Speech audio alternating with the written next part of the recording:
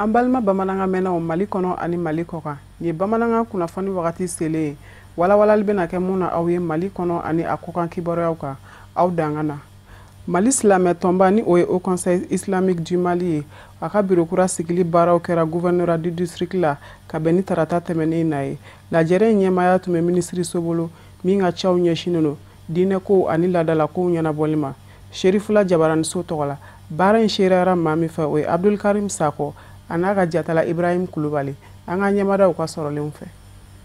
Haut Conseil Islamique du Mali a ka bureau de district de Bamako congrès sabanan baara hukumu na bureau communaux bɛɛ lajɛlen ka délégué ɲɔgɔn sɔrɔ a kɛnɛ kan. Laɲini min kun b'a la o de ye k'a fɔ bureau min kun bɛ yen o ka waati o dafara n'o ye san 5 ye ka se ka na bureau a kurakuraya. A baaraw bɛɛ lajɛlen kɛra basigi ani ɲɔgɔn faamu ni ɲɔgɔn lamɛn kɔnɔna na. Bureau min ka mandat bannen filɛ nin ye u ka baarakɛlenw da sera olu ma commission de contrôle maaw fɛ. Baara minnu nu sababa bɛnna u da sera olu ma gɛlɛyaw yera minnu fɛnɛ na da sera nin bɛɛ lajɛlen ma. Bureau kura sigilen n'i y'a jateminɛ ale bɛ taa maa 39 na. Congressisiw ka danaya kurakuraya El Hadji Ba Musa Touré k'ale kɛ bureau président ye ni k'ale ka danga fɔlɔ kɛ Cheikh Mohamed Maki Ba ye. A baaraw bɛɛ lajɛlen kɔni kɛra bureau ka sariyaw kɔnɔna na n'o ye statut et règlement ye. Danaya kurakurayara ka ɲɛsin maa minnu ma olu y'u ka folikan ni bonyamasegin kɛ ka ɲɛsin nabaw bɛɛ lajɛlen ma ni k'a yira k'a fɔ bureau kɔni baara tɛ olu kelen ka baara ye ko bɛɛ lajɛlen de kan ka fara ɲɔgɔn kan walasa laɲiniw ye min ye o bɛ se ka sabati cogo min na. Bon san 5 nata in na an kɔni kɛlen don ka jateminɛ an ye bureau sigi Nizeni ka bureau sigi sigiyɔrɔ 3 ye. Dɔw ye bureau yɛrɛ ye dɔw bɛ contrôlikɛla ye dɔw ye diinɛ kuma fɔbaga ye bureau kɔnɔna na. A bɛɛ kɛ kun ye walasa bɛɛ k'i ka baara kɛ ni bɛɛ y'i ka baara kɛ kɔlɔsilikɛlaw ka sɔrɔ na minnu n'a sɔrɔ n'an ma baara kɛ ka ɲɛ olu b'aw kɔlɔsi k'a fɔ vraiment mun na aw tun ye nin fɔ bureau la k'a b'a kɛ a ma se k'a kɛ a b'a kɛ kun a kɛbalakun fɔ walasa a ka se ka précaution ta walasa a ye kuma minnu fɔ a ka se ka bɛɛ lawaleya n'o y'a ka programme ye. N'a ye waati kɛ n'a ma se k'a kɛ u bɛ se ka na aw hakili lajigi k'a fɔ mun na an ma kɛ an y'o don a la n'o ye commission de contrôle ye ɲina o b'a to ni Ala sɔnna ma an bɛna baaraw u bɛna ta sɛbɛya la k'u waleya ni Ala sɔnna ma i n'a fɔ an y'a layidu ta cogo min na. Fɛn min ye commission de contrôle président ye Cheikh Soufi Bilal Diallo a y'a yira k'a fɔ bureau kɔrɔ ka baarakɛlenw na 100 o 100 90 kunkan fɛn o sera ka kɛ k'o b'a yira k'a fɔ ko bureau k'a kan ka fo kosɛbɛ ko bɛɛ lajɛlen kɛra bureau maaw ka tɛgɛ di ɲɔgɔn ma de kɔnɔna na a y'a yira k'a fɔ danaya kura min dalen filɛ u kan u n'u se n'u damayira bɛɛ lajɛlen kɛ walasa a danaya minɛ u ka se k'a fa. Min kalifalen nɔ na baara in sira kan o de ye an bɛnna min kan ani an ka statut ye min ɲini an fɛ ka silamɛw kala ayiwa ka silamɛw kala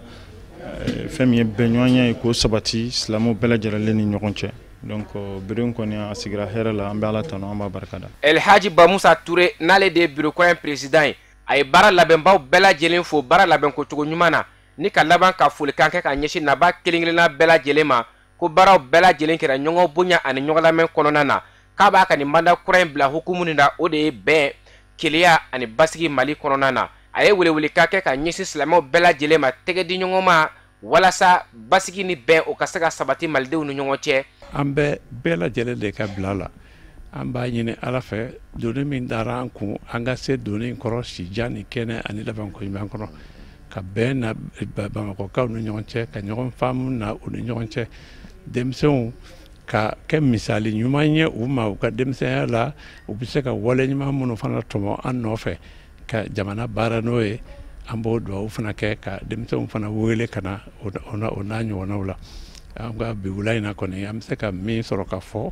o ye nin ye bureau min sigira a sigira bɛn kɔnɔ a sigira bonya la a sigira koto ɲɔgɔn tala la sijan ni kɛnɛ ani labanko ɲuman Ala k'o d'an bɛɛ ma. Ni anw ɲɛsinnen don diinɛ ko de ma donc ni olu sera ka baara kɛ kosɛbɛ diinɛ sira kan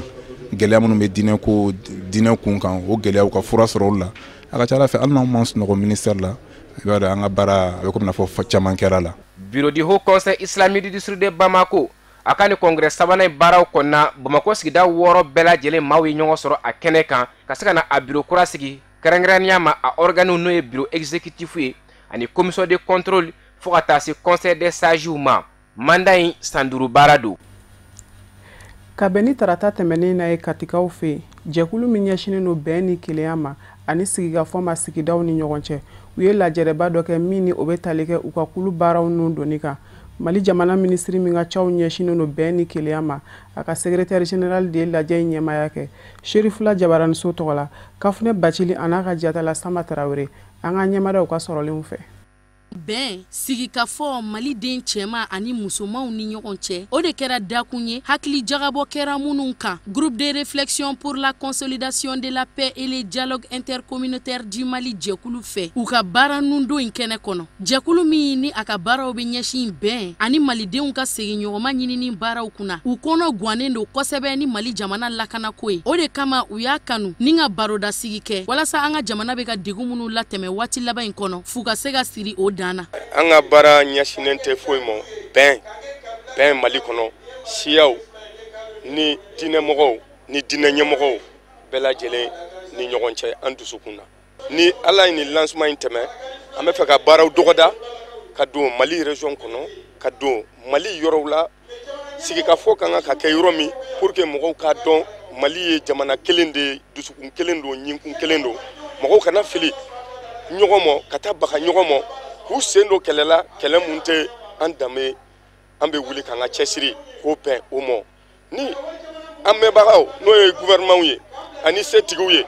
n'olu ka dɛmɛ farala an ta kan ni Ala ni kira sɔnna an man se k'o kɛ Mali ko la. Kati diinɛ ɲɛmɔgɔ caman kun bɛ kɛnɛ kɔnɔ keretiyɛnya diinɛ ɲɛmɔgɔw ka fara silamɛya diinɛ ɲɛmɔgɔw kan olu fana y'u ka wasaw jira ka labana ka duwawu don kɛ jɛkulu in ye. K'a fɔ mɔgɔ wɛrɛw bɔra jamana kɔ kan u bɛ nana filaw kɛlɛ wali bozow kɛlɛ dɔgɔnɔw kɛlɛ an ka nin si ma ni tasuma wulila ji de b'a faga mais ni ta wulila ji la o fagaba ye hakili de o tuma na diinɛma bɛɛ tɔgɔ la groupement de leaders tɔgɔ la kati groupement bɛɛ tɔgɔ la Achɛri Sɛrifu Usumani Madani Hayidara tɔgɔ la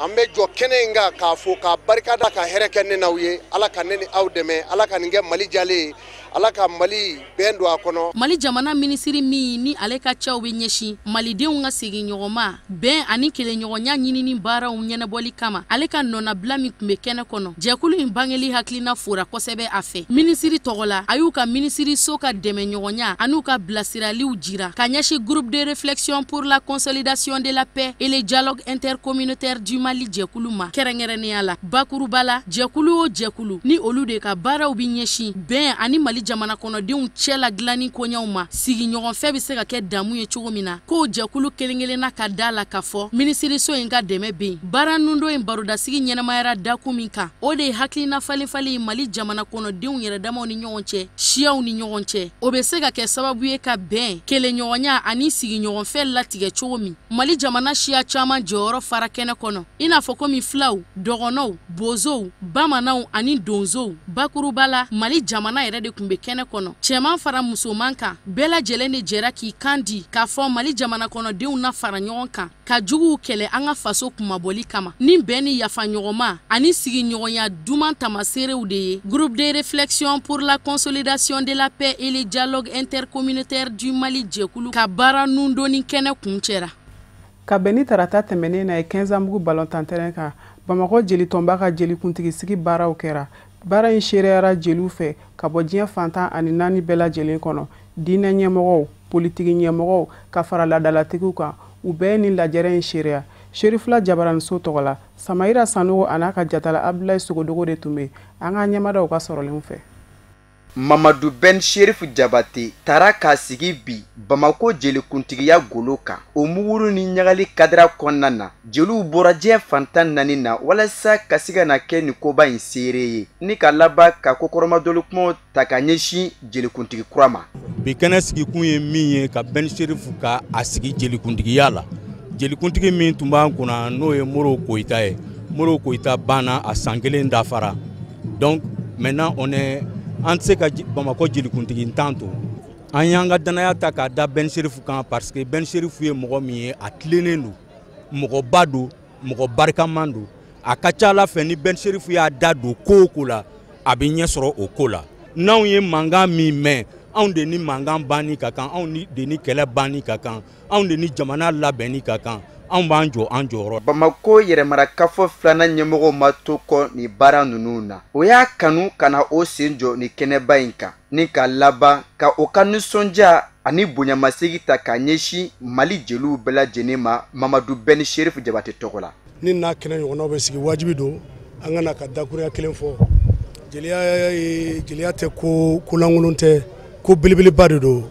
parce que n'i ye jeliya yɛrɛ ta k'a lajɛ n'i m'a mɛn jamana i m'a fɔ karimasina jamana jeli de b'a to ni mɔgɔninfin bɛ ye jeli de b'a to ni jamanaw bɛ ko ladɔn jeli de b'a to ni jamanaw ka fɛnw bɛ dɔn Ben Chérif an b'a fɔ mɔgɔ ɲɛnama don a bɛ mɔgɔw lamɛn je pense très bien an ka nin kuma in a bɛna n'a faamuya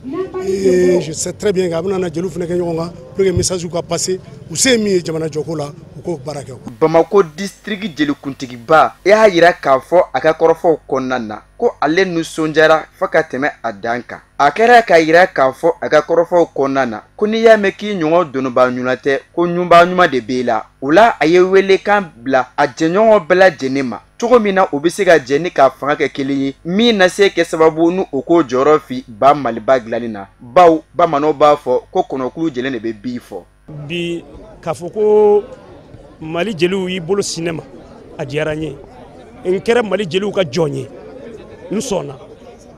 mais jeli ɲɛmɔgɔya jelikuntigiya a man gɛlɛn o minnu y'u bolo dɔ ne la k'a fɔ k'u bɛ ne fɛ ko ne ka kɛ jelikuntigi ye ne jigi b'olu de kan ne ni olu de bɛ jɛ ka baara kɛ olu de bɛ na ne bilasira olu de ye ne fanga ye ko fanga si tɛ jiri belebele b'a la fo jiri misɛnnin minnu jɔ n b'a kɛrɛfɛ jeliw kana an ka fara ɲɔgɔn kan jeli o jeli bɛ tɔn o tɔn na bɛɛ kana an ka fara ɲɔgɔn kan n'an farala ɲɔgɔn kan tɔn kelen kɔnɔ bɛɛ y'i ka tɔn ɲɛmɔgɔ ye i kana an ka fédérer an ka fara ɲɔgɔn kan ka jamana dɛmɛ ka jamanadenw dɛmɛ masaya kalifalen don minnu na an b'u dɛmɛ pour que an ka jamana ka kɛ misali ye tɔgɔ min bɛ Mali la tɔgɔ kɔrɔ min tun bɛ Mali la an ka nin fiyɛ o la fo ka tɛmɛ. A bangena uti kalo tile 29 san 1955 san kita muso fila b'a bolo ani den 4 Mamadu Ben Chérif Jabate y'a kanu k'a yira k'a fɔ ko ka kɛɲɛ ni a jɛɲɔgɔnw ka dɛmɛ ani kokɔrɔdon ye ko baara min filɛ ka kalifa ale la ni Ala sɔnna a ma a b'a kɛ i n'a fɔ o y'a laɲini cogo min na o la an b'a fɔ ko Ala ka sijan di Mamadu Ben Chérif Jabate ma. O de fana b'an sɛnsɛn ka taa diɲɛ fan wɛrɛ kunnafoniw kan an ka jɛ an ka Musa Fɔnbaga sɔrɔlenw lajɛ.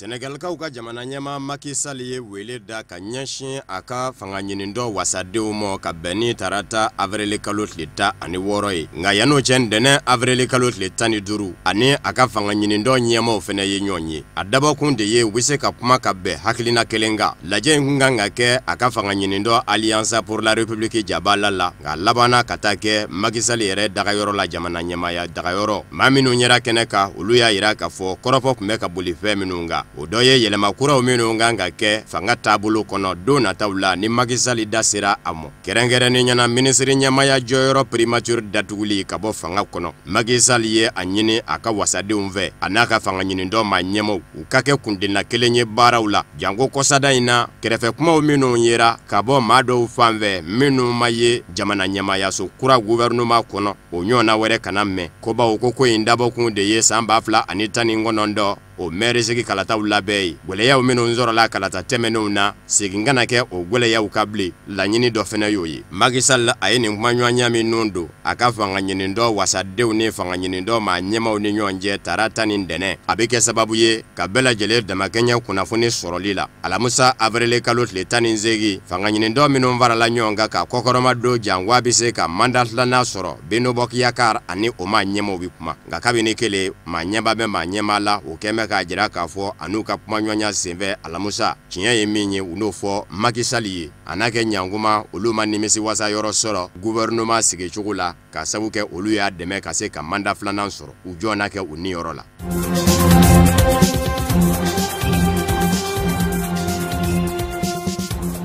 Algérikaw ka jamana sariya sunba kɔlɔsiyɔrɔ conseil constitutionnel ɲɛmaa Tayeba Belayizi y'a yira k'a fɔ a ye wala sɛmɛ maa minnu ye wulikajɔw kɛ jamana ɲɛmaa Abdel Aziz Bouteflika nɔfɛ n'a jagoya jiginna surasiya fɛ olu kɛnkun bɛ ka jira k'a fɔ Tayeba Belayizi ni o ye jamana sariya sunba kɔlɔsiyɔrɔ maa ɲɛmaa ye k'a fɛnɛ ka jɔyɔrɔ bila dakuru ɲɛ kelen jamanadenw da fɛ maa o maa ni Abdel Aziz Bouteflika jira a ka fanga kɔnɔ e ka ye jamana jɔyɔrɔ dɔ la an b'aw ladɔnniya k'a fɔ jamana sariya sunba kɔlɔsiyɔrɔ conseil constitutionnel jamanakuntigisigi kalata min bɛna kɛ jamana ɲɛma jagoya jiginnen kɔfɛ ka bɔ fanga na juillet kalo tile 4 nata nin fanga bonda in de ɲɛsin bɛ o labɛnni ma kalata kan ka kɛ sariyaw minnu kɔnɔ ale de b'o bɛɛ lajɛlen fɛsɛfɛsɛ ni jamana ɲɛma jɔyɔrɔ lankolonyara i n'a fɔ Algérie bɛ cogo min bi Abdel Aziz Bouteflika jagoya jiginna sariya kɛn bɛ ka jira k'a fɔ sanfɛ wasabilo sénateurs ka ɲɛma o de bɛ kɛ a nɔnabila ye Abdelkader Ben Salah n'o fɛnɛ ma se ka jɔyɔrɔ in fa maa filanan ka na jɔyɔrɔ la o ye jamana sariya sunba kɔlɔsiyɔrɔ ɲɛma ye jamanadenw dun kɛn bɛ ka jira k'a fɔ maa o maa ni e ni Abdel Aziz Bouteflika ye jamana in mara a ka san 20 fanga kɔnɔ k'i sen ka bɔ jɔyɔrɔ ko la kɛrɛnkɛrɛnnenya u ko jamu sabaw minnu daminɛ ye siginiden B Abdel Aziz Bouteflika ka fanga kɔnɔ k'a bɛɛ lajɛlen ka wala sɛmɛ siginiden B fɔlɔ o ye minisiri ɲɛma ye Noureddine Bedoui siginiden B filanan tɔgɔw la o ye sanfɛ wasabilo ɲɛma ye min bɛ Abdel Aziz Bouteflika nɔna bi Abdelkader Ben Salah siginiden B sabanan o ye nin de ye min filɛ nin ye ka wala sɛmɛ ni o ye Tayez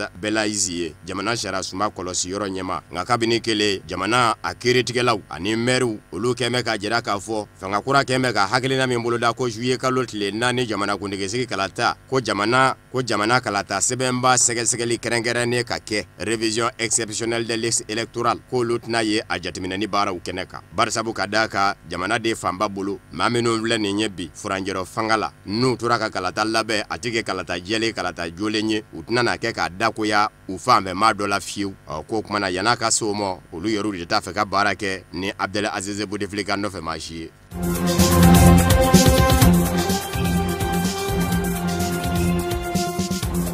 Libi faba la Tripoli libi ka de dɔw farala ɲɔgɔn kan ka dileki nɛrɛmugulama don u kana ka Faransi dileki nɛrɛmugulamantigiw ladege ka jira tarata avril kalo tile 16 ko Maréchal Khalifa Haftar bɛ wuli ka jɔ min na Tripoli minɛni nɔfɛ ko Faransi jamana bɛ ka dɛmɛ k'u tɛ jɛ n'a ye u ye ɲɔgɔn sɔrɔ kɛnɛba kan ko place d'Alger libi faba la Tripoli ka sɔrɔ k'a jira u ka dantigɛliw la k'a fɔ jamana o jamana bɛ ka Maréchal Khalifa Haftar dɛmɛ Tripoli minɛni na k'i k'a dɔn k'a fɔ i bɛ ka Libi kɛlɛ de juma tɛmɛnen nisɔngoya kɛnɛ dɔ fɛnɛ sigira sen kan Maréchal Khalifa Haftar ka wuli ka jɔ kɔfɛ Tripolikaw fɛ min senfɛ u ye Faransi jamana bɔrɔndɔ k'a fɔ a bɛ ka Maréchal Khalifa Haftar dɛmɛ jamanaw minnu bɛ k'a dɛmɛ kɛnɛ kan olu dɔnnen don Égypte jamana bɛ o la Émirats Arabes Unis bɛ o la nka Faransi jamana Libi ka den ninnu dɔw kɛn bɛ k'a jira k'a fɔ u bɛ k'i den k'a dɛmɛ Faransi jamana maa ɲɛmaw kɔni ye kɔrɔfɔ in nkalontigiya k'a fɔ Maréchal Khalifa Haftar ka wuli Tripoli nɔfɛ k'ale ni olu jɛma kan dɛ wa ko n'a ye fanga ta nin k'a kan ni mugu ni kisɛ ye k'olu tɛna dɛmɛ fana nka Fayez El Sarraj min lakodɔn bɛ diɲɛ seleke naani setigi jamanaw fɛ ni Maréchal Khalifa Haftar wulen bɛ o nɔfɛ bɛ Tripoli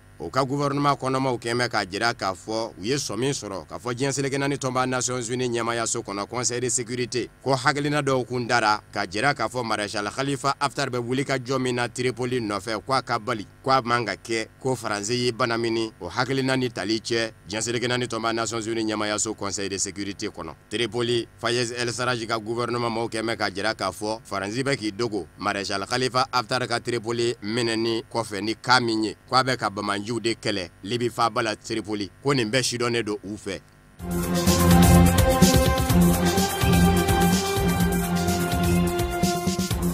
Égypte wasabilo ni o ye Misira jamana wasabilo ye tarata u ye sariya se dɔw ta k'olu jateminɛ jamana ɲɛma Abdel Fattah al-Sisi tɔgɔ la walasa dɔ bɛ se ka fara a ka kumaw ka jamana ɲɛmaaya la ka taa se fɔ san 2030 ma yanni bi cɛ Misira jamana fanga siɲɛ 2 kun don manda 2 a da y'o ye nka don kɛra sariya se 144 min nɔfɛ ni k'o yɛlɛma o bɛ Abdel Fattah al-Sisi ka fanga sama ka taa bila fɔ san 2024 la san 4 kun don a bɛ taa kɛ fɔ san 6 ye o tɛmɛnen kɔfɛ san 2024 ni o san 6 dafara a bɛ se ka mandat sabanan fɛnɛ ɲini maa hakɛ min kɔni ye kala ta k'a fɔ jɛnkɛra ni ko ye wasabilo kɔnɔ o maa hakɛ ma dɔn nka bɛɛ lajɛlen kɔni b'a dɔn k'a fɔ kabini san 2016 wasadenw minnu bɛ wasabilo kɔnɔ Misira jamana kɔnɔ a bɛɛ lajɛlen ye Abdel Fattah al-Sisi ka maa ye ko in dalen wasabilo kɔnɔ fana kunnafonidilaw minnu bɛ yen ka bɔ jamana wɛrɛw la olu balila u ka don ka kɛ baaraw seere ye don nataw la yɛlɛma don dongo min ye nin ye sariya sen na wasadenw fɛ a bɛ taa dajira jamanadenw na foroba kɛnɛ dɔ kan ni o ye referendum ye foroba kalata senfɛ wa o wilikajɔw yɛrɛw baaraw daminɛ bɛ ka ban barisabu ka da kan misira ɲamana faaba fan caman fɛ Abdel Fattah al-Sisi jaw de taara bɛ ka ɲini bɛɛ fɛ bɛɛ ka bɔ ka taa a wɔta yɛlɛma donni na jamana sariya sunba la janko Abdel Fattah al-Sisi bɛ se ka tɛmɛ n'a ka baara ye a ka manda filaw kɔfɛ fanga sinamatɔn wasadenw olu ti tɛmɛ 25 ɲɔgɔn na kan u tɛ se ka sɛ dabɔ ji la wasabulon kɔnɔ olu kɔni k'u bi a ɲini jamanadenw fɛ maa si kana jɛn n'a ye tiɲɛ don diɲɛ selekena ni bina k'u ka setigi jamana caman kɛmɛ ka Marshal Abdel Fattah al-Sisi kɛ bamanji wale kɛlɛli dankɔrɔba ye kabini a nana fanga na nka hadamadenya hakilabasajɛkuluw kɛmɛ ka jira k'a fɔ bamanji a wale kɛlɛ senfɛ k'a bɛ ka bɔnɛ banfila don maa nana masumanen caman kun na kɛrɛnkɛrɛnnen ɲɛna maa minnu n'a ka fanga ti ɲɔgɔn kan fɔ misira ɲamana kɔnɔ fanga sinamatɔn dɔw minɛna k'u sɛbɛkɔrɔ lajaba dɔw jagoya tununna dure dɔw nikɛnɛ karabara dɔw donna kaso juguw la kunnafonidilaw yɛrɛ tɛ se ka kunnafoni di u fɛrɛ mɔ.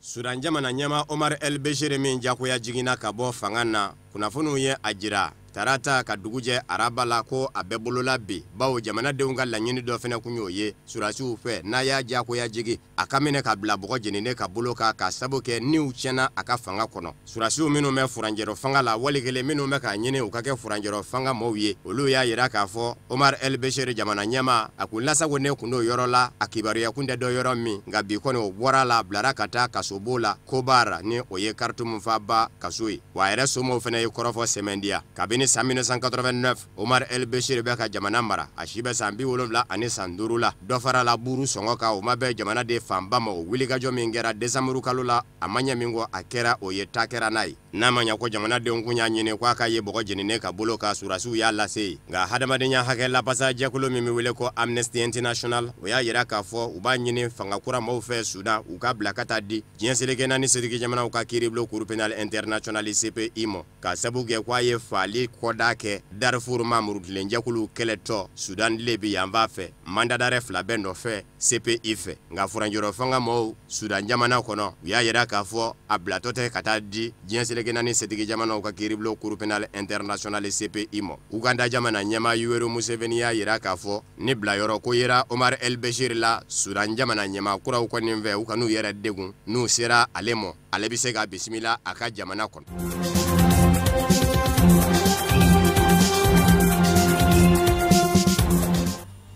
O de fana bɛ dansigi bi bamanankan kunnafoni sɔrɔlen na minnu labɛnna kunnafonidiso ɲɛmaayaso fɛ ka bɛn ni tuma ye aw ni ce a ka ɲamadali la ni Ala m'an ka jɔnya jɔ an na sini an bɛ ɲɔgɔn sɔrɔ ni kɛnɛ kelen kan.